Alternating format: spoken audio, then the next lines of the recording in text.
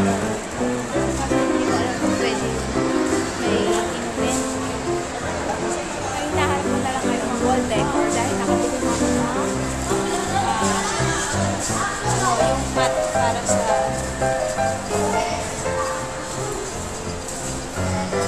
doon sa cabinet. Yung mat na inilalagay sa loob. So, silip ko lang ako.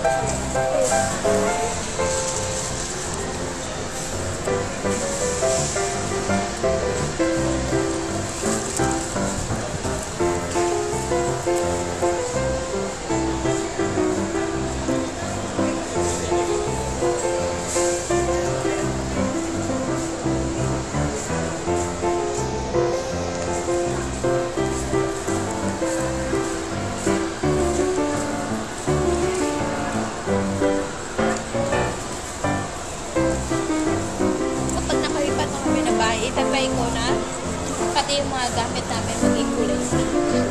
Tapos sa mga ganito ako bibili kasi malakas siyang naka-jack na itsura niya. Diba sa Japan colorful? Iba sa Japan colorful.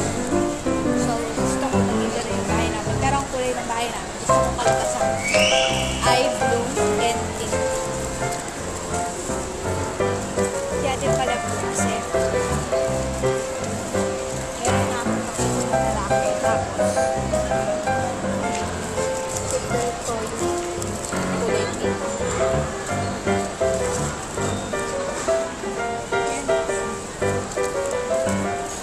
next time papasok.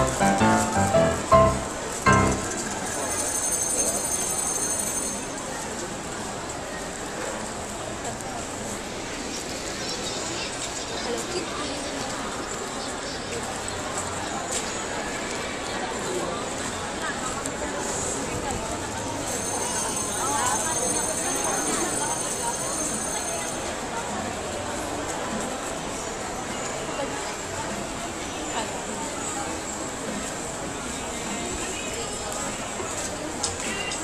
Kapag nakalipat kami, lahat ng binili ko, ididikit ko lang siya dito sa buwan.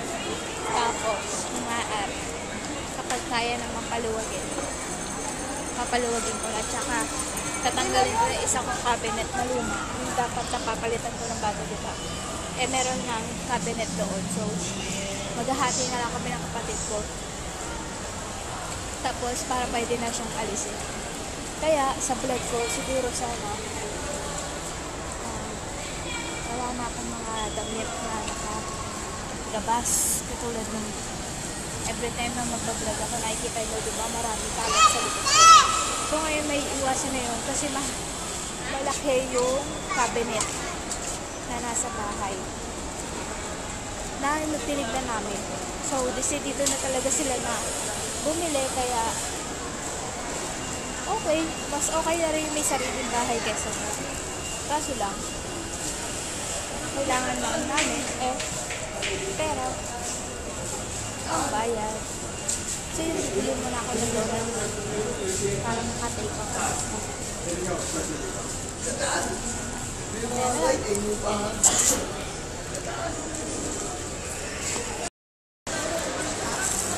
Ganda ng damit, guys.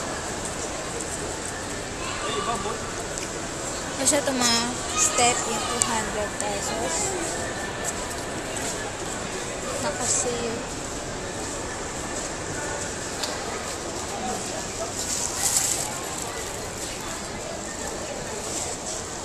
Tapos ito, 250. Merong itim. Puti. Ang ganda. Tapos ito, naka-sale yung upay na 35 pesos.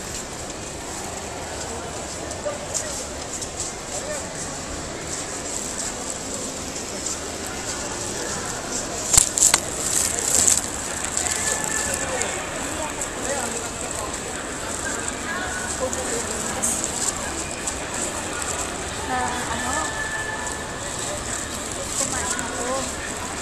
Minsan, pagka ganyan na maiwan, hindi mo maiiwasan na meron amoy na Kaya, next time na lang. Tsaka mauubos na rin yung pera ko. Alayo pa ng akinse. Tapos malapit siguro.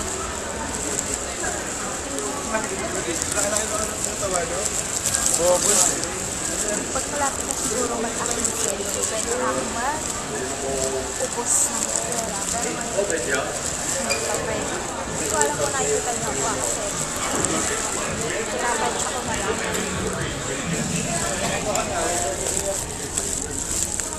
Ayaw po mag-CR dyan. Good afternoon! Ito na ako sa department store. Look.